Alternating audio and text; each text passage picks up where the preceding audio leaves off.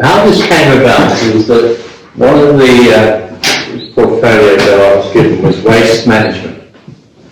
And I was down there with the guys trying to sort the waste stuff out. And I said, we got to a point where we could sweep. So I said to Stocker, can you just clean up a bit? And if we can hop. And he brought out this brush. And I thought, well, God, you can see the rubbish. And how we can clean that up with this brush? And he's going like this, and you can hear the metal scraping on the concrete. So I then asked if we could get another brush, and we got the slightly better one, which was working not too bad. And we still have it. Anyway, towards me.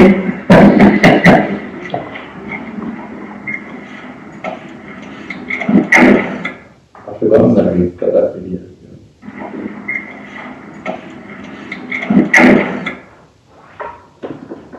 So we tied it up and did what we could.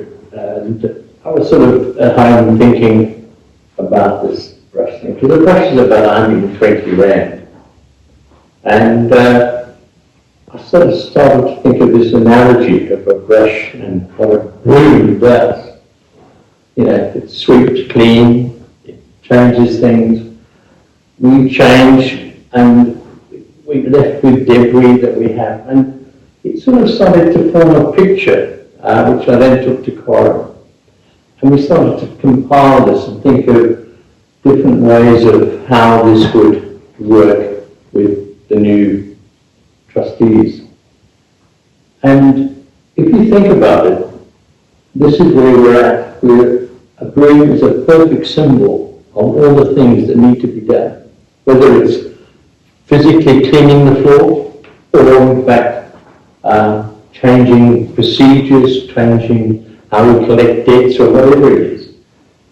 A broom can symbolize all those changes, and we realized that we needed to change a few things. We needed to look at how we manage a few of the procedures that were done here. So we started to identify issues. Now, I'm not going to go through them, but you can see these are some of the things. This is where Colin's been doing a lot of work, putting these things together. So it's not just about pieces of rubbish on the floor. It's about what's in the cupboard, what needs to be moved, what needs to be changed, what needs to be improved. And we've been working on this quite a lot, Colin especially. And a lot of the process is now sort of beginning to run. We've got a few systems here that are now working. So the broom is beginning to sweep and sweep clean. And that's what we're bringing to the party really, the new broom. And we're trying to have a fresh start, but we need the encouragement of the owners of the residents to keep the broom going, to keep the broom sweeping. There are going to be things that we need to change, and we've got to be modern enough and developed enough to want to change, and especially in view of the fact that there is a development going on, or will soon start going on, in Forest Hills just here. They're going to build properties that are going to be between 4 and 5 million rand. They're very upmarket, they're very particular, and we don't want to be the poor country cousin of the old broom. We need to bring our broom in and to join up with them and work with them. And we started to do that. They're very pleased to work with us, they're very keen to work with us. And so we're going to start a new association with them.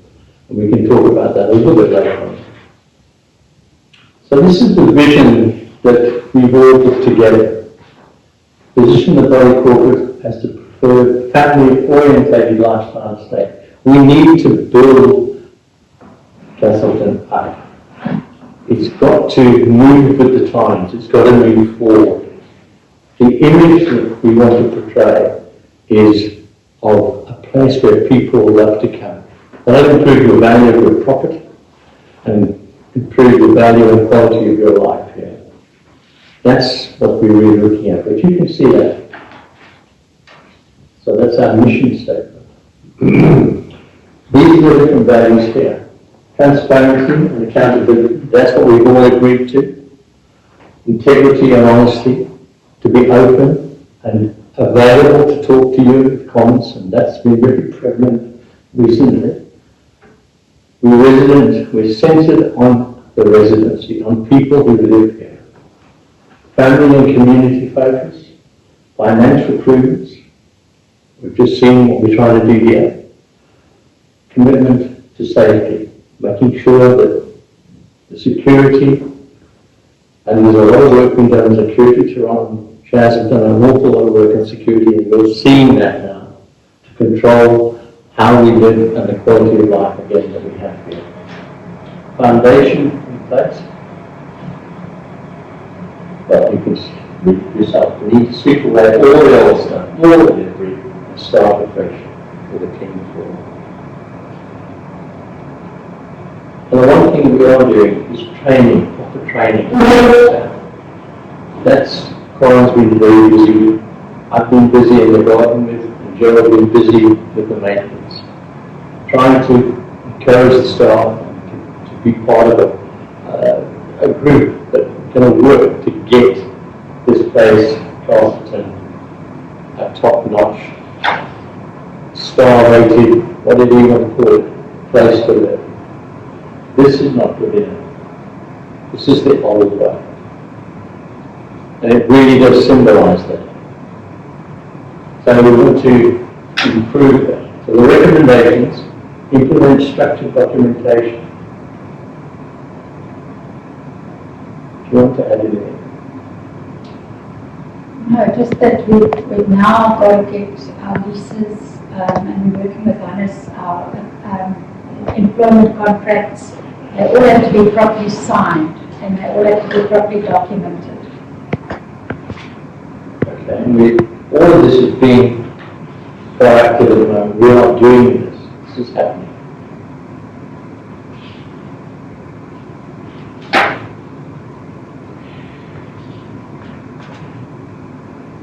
I'm not going to read all this out, you can read this out.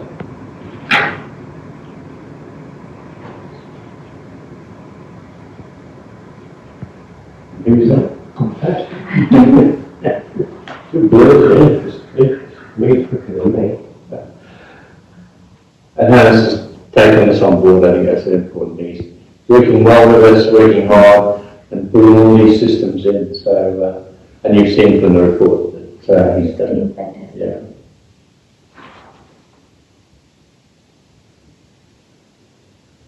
I should stand for attention. You should, and you should say like we must.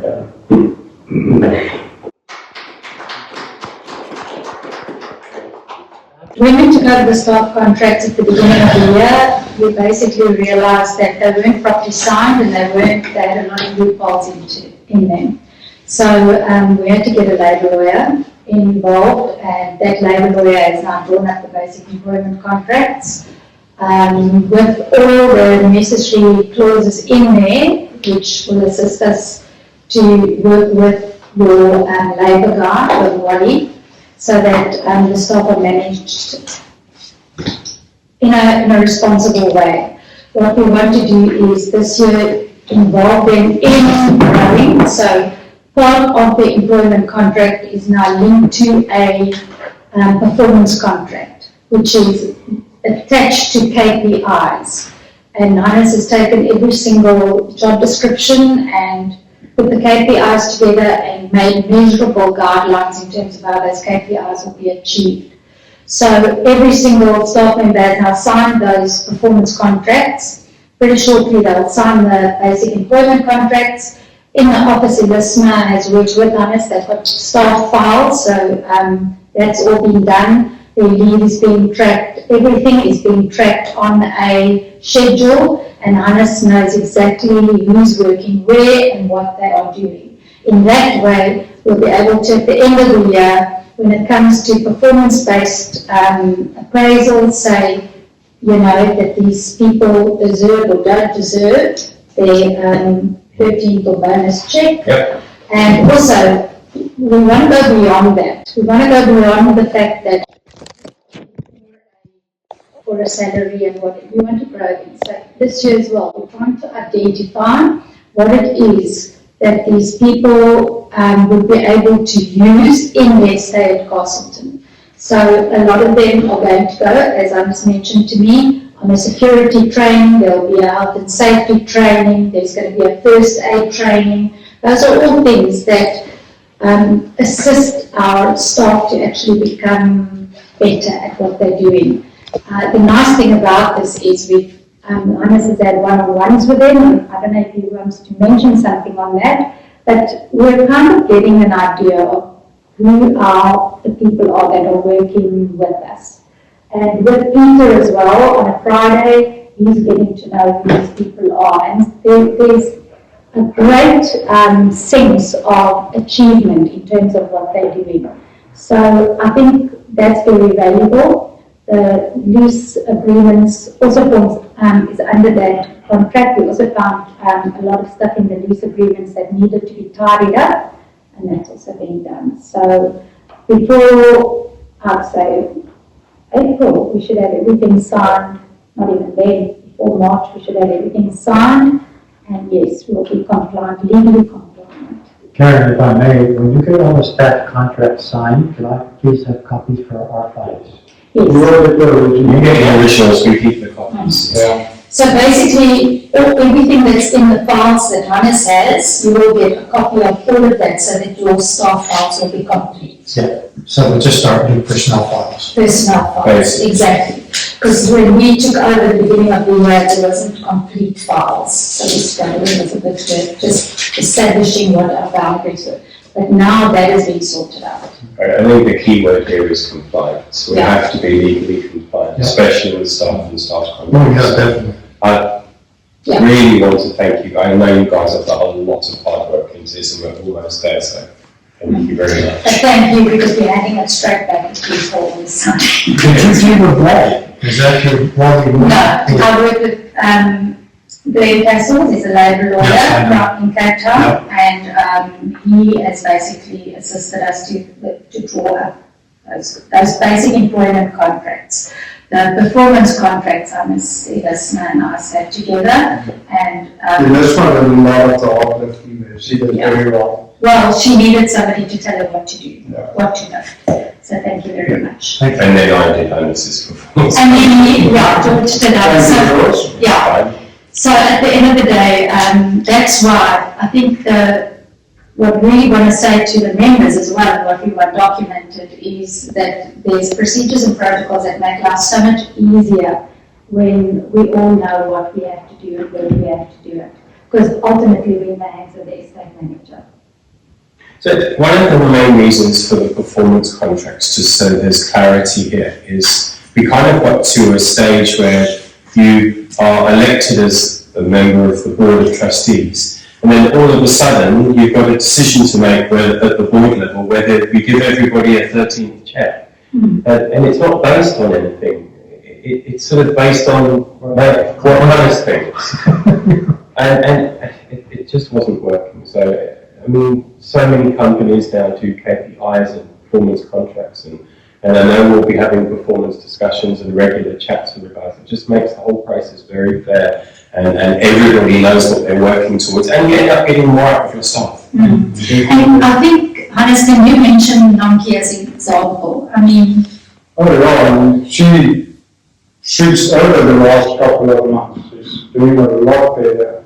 There's, not just in her work, in the person herself, you can see there's a big change. So I think it's positive, and she's actually taking charge in some of the staff meetings where she tells the guys, come on guys, can't think like this, we have to go like this. Yeah. And the other thing that we also have brought in, well, we haven't yet said, because we must also sit and discuss it, is we're trying to encourage the teamwork. So they're working as teams as well, and they're going to be a appraised as a team at the end of the appraisal cycle as well. So, and George, I think you mentioned it to them, and Hannes, you mentioned it to them as well. I think you mentioned it in that last meeting that I was at, is if you don't work as a team and you decide you're not going to pull your weight, then the whole team is going to suffer.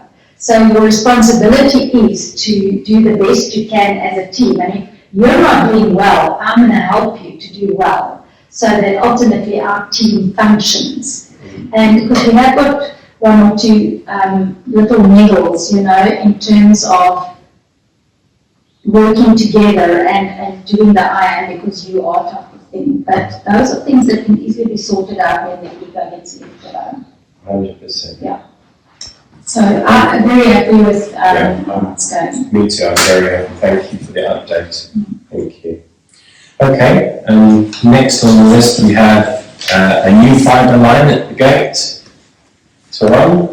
Yeah, I think Hannes can probably give you more information. Basically, we installed a new fibre line, or spliced in a new fibre line. The line is already there, it's just splicing.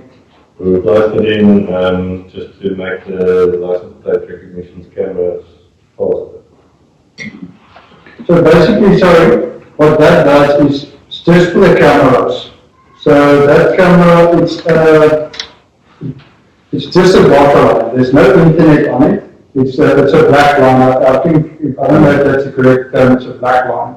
So that's just feeding data from our gates to the control room at smart alarms and pet security. They are going to bill us, but it's a lot cheaper than getting a internet line. I think it's 345. So you have to price an internet line. Yeah, it is. And that is just so that we can take the camera system off the normal internet line that's there because it's under pressure. And we're adding on more cameras, which is the next one. So once the last phase of that is in, and we'll even go and put in more cameras in certain areas later on. Yes, It's going to take strain, and that's the reasoning behind it. And the fact that a lot of people complain because it takes so long for the gate to open with the people who just... Yeah, I noticed there's a hell of a delay. It's much quicker now. Yeah. Much quicker. Okay. Which leads on to the next one, which is the cameras. It is indeed. Please continue. The final stage of the perimeter camera installation was signed off. Just waiting for Nico to start installing that. Next week, Tuesday. You've also been doing the polls, have you not? No, this weekend. I've got a boulder that needs to both pillars with the poles that we started in on the mountainside where it's very rocky. They can't heat it, so it's on rock. And that guy needs to come build the pillars so that the poles can go in there. But as he works for another company, he said he can do it over this weekend. Okay. And the final installation of the cameras will be finished when? Due to start on Tuesday, and it should be finished by next week before the Yeah. And then there's a couple of additional cameras that we're going to be installing on the old guardhouse, with the second boom gators. One looking up the road, the other one looking down the road, so that we can see the pedestrians coming. Great. And that will basically conclude all three phases of the camera system that was signed up. Right around. So the perimeters The perimeter is covered. We would like to add one down at the pump station. Yeah, we I should. thought there was one. No, because by saying that we had a problem there. Yes, we have.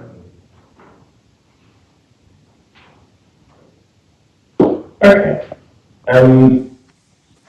On Peter's and Colin's presentation, you would have noticed them speaking about the new development going up here.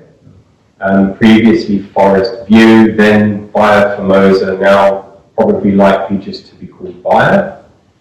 It's being developed by a gentleman that we met from Botswana. Zambia, sorry. Zambia, thank you, Gerald.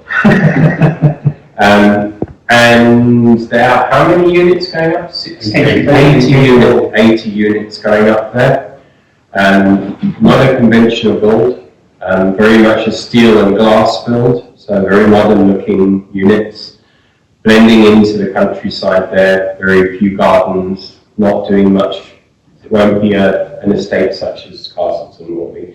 But as Peter mentioned, units starting from late 3 millions going up to almost 5 million rand, so expensive. I spoke, we suggested to Gavin again today, and he said things are happening. He's in Cape Town, and they're busy looking at the technical aspect, the strategy and the structure and the integrity of the building and so on. And then they'll be on the site development. They've already done a little bit of work there. I've seen. And the intention is to build 3 or 4 units fairly quickly. So to get to show units. To show the units, yeah. But he's still keen to work with us. He's still keen to have a meeting with us 3. Yeah, when will that meeting be? Well, I spoke to him and he said he's still busy in Cape Town at the moment. But he will, I'll phone him again sometime, probably. Yeah, I'd like to diarize that. Pardon? I'd like to diarize that. Yeah, in March, yeah. I'll give you the details as soon as I've got them. But it's all going, but it's waiting for the dotting of the I's and crossing of the T's as the municipality goes. So our first meeting, they said they were looking at breaking ground around April or May. Is that still the case? He wouldn't commit to that, but I think he's fine. He's pretty busy down in Cape Town, been in Cape Town backwards and forwards. Certificate of compliances? Yeah, so we kicked them off last week. And I think we did about 25 units already inspected. I saw Mark from Low Brothers today. They're in the process of finalising all the quotes to go out to the members to bring their geysers up to COC. And then I believe you spoke to him about next week for the balance. I've spoken with Hunter. We're meeting at 8:30 Monday morning to talk about another thing, but then we're going to set up and we'll be doing the final inspections. Because it's mainly owners and tenants that stay on site. So some of those people work and are not here, so we'll have to work out a strategy of getting into those units. So the ones that we already did were all the ones that we had access to. Yeah. Already done. There's not a lot of silence there. No, there should only be about 15 maximum. So I went through 25 in one day. Wow. That's good. Yeah. So obviously the idea then that we try to get as much compliance with the visas as possible. So Johnson, that's owners that asked for it. Yeah, correct. So there are a lot of people that haven't asked for Yeah, it. that's fine. And you can't force them to be compliant visas, but they know that there are ramifications for not doing so. Because that leads us to the next point on the Yeah, very, very much does. So the next point on the agenda is the insurance policy. So PPM and the Board of Trustees got together and started looking at doing some real scrutinisation on the insurance policy, and we decided it would be a good idea. So what happened last year was Marsh, who are our previous broker, came back to us and said that the current underwriter was going to not want to insure us anymore. There were issues with fire. There was issues with fire and fire breaks in the complex. There was issues with a few other things, and they said that they would have to shop around for us. They shopped around for us and came back with a quote that went up by how much, Mark?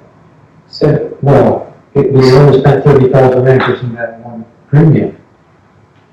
But it was Over 40%. sorry? Over 40%. Over 40% increase. Yeah. So PPM came to us and we had a chat about it, and we thought, well, Marsh are not the only brokerage out there. PPM has also had dealings with a company called Grid, Garden Route Insurance Brokers. So we met with them, and they came back with a proposal that was quite a lot cheaper than Marsh. We had a long meeting with them. We did some proper evaluations of what they were insuring, the sum insurance, the excesses, all of the stuff from the contracts. The Board of Trustees then met again afterwards, and we all agreed that it's quite a good idea every once in a while to do a change. Marsh have been our insurance broker for quite a long time. Grid, actually, funnily enough, were our insurance broker quite some time ago. So they're actually quite intimate with knowledge of this complex. They're close by, so if we want to have a meeting with them or they need to come and do something, they're quite willing to work with us at seeing how we can continue to look at maybe bringing our premiums down. So yeah, we're quite excited to work with the new brokerage of local people and see if we can continue to save this complex money. So that's what we've done. Next meeting, 9th of March. With them, with Chris. Yes, that's correct, but I can't do two whenever she said there's got to be a... 12:30, she said, that's why. I can't do it. I can't do meetings during the day. Yeah, so that's when they're gonna be here. 4 o'clock, please. Or another day. I can't do during the day. How about on Friday? Sorry? And you're off on the Friday? I am off. Yeah, we could possibly do it Friday. Well, then I'll take it offline and we can chat. Yeah. Okay. Let me know. And part of that insurance policy was, as I said to you, speaking about fire and fire breaks. So, who would like to do the... Well, Alice and I made building, Alice. Would you like to talk about the fire prevention or... No, well, we can go, I'll start. Sorry? I wasn't in the... Okay. I can read off, so we joined the fire prevention, what's it? Southern Cape Fire. So Fire Prevention Association, yeah. And we actually met with Dirk, who's one of the main guys there. He brought another guy with him, and we had a little bit of a chat in the office, we Peter, with the two guys. And then afterwards we did a walkabout just to see vegetation and what we had already started doing. So they were actually happy with what we started doing. They were just not happy with how far it was away from the buildings. They wanted us to pull it closer to the buildings and clear closer to the buildings. You're talking fire breaks. Fire breaks and vegetation, how would you say, It's the height. You can keep the vegetation, but the height when it's close, because it's all about the burn. It must be flame. If the flame is high, it gets too intense and they can't get close. If you can maintain the flame at a low height, you can get close to it and douse it quickly. Yeah, so they basically suggest that all the front gardens facing vegetation, the mountainside, because they also explained to us that when a fire burns uphill, the flames go in and it actually screws or preheats the vegetation and then it just combusts it, so it just steam rolls up a mountain. And they said it's the right word, prudent or Prudence that it's important that we keep vegetation in the front sections of Castleton as low as possible and to get any dead debris out. They are going to do a big burn at Brackenridge now. This whole lot, if you stand on the viewpoint, this whole block there, they're going to burn it. It's actually very good for what do you call it, paintballs, because it needs to burn to regrow. And they said, well, he actually invited me to go there. I think he said to you as well that we can go and see when they do the burn. But they also suggest that we should do a pre-burn at some stage, just to get, because we've got years of vegetation, dead vegetation in there that we need to just burn and get out. So, do you have any information on this that we can send to the members? So, that will send us recommendations, the discussions we had. So once I get it, I will forward it to the Could we also get maybe a brief list of the of the advantages of joining the association and what we actually get. It was quite a long talk that he gave us, so it would be nice so we can actually, in the next newsletter that Cheryl sends out, put in that we've joined this Fire Prevention Association and these are the benefits that we get from it. Yeah. There's certainly one or two recommendations like the pumps that we That's have. also been The JND, correct? So, you know, the pumps, we've only got 3 of them. The fire hydrants, yeah. And he's suggesting that we put on double couplings on the top because there's only single couplings. And also that we actually increase, so I think he said 5. That is why I'm meeting with Hunter on Monday morning at 8:30. So that's one of the points. Gerald and myself had a maintenance meeting, so we're looking at adding stopcocks in the state and the main lines.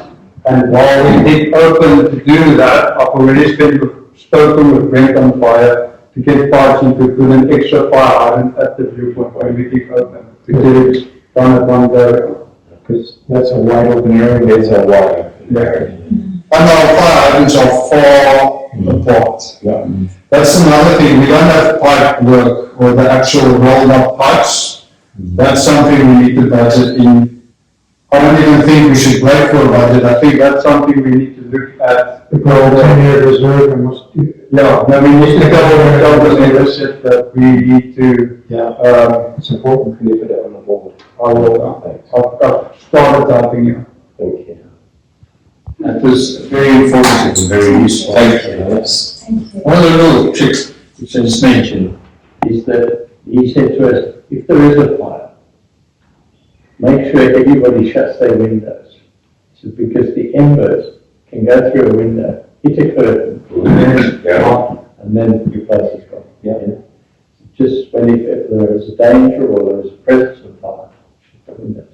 And I think he's going to bring all this in and we feed that out to everybody. Yeah.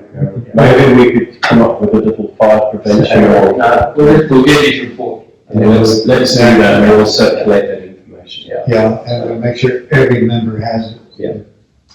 Just to let you guys know, the cost of joining this was nominal. It was 4,000 rand for the year, for the whole year for this. And we actually get some additional protection. Out of it, we're also going to look at being able to feed back into the insurance policy to get savings on premiums. So within a very short space of time, this would have more than paid for itself. Definitely.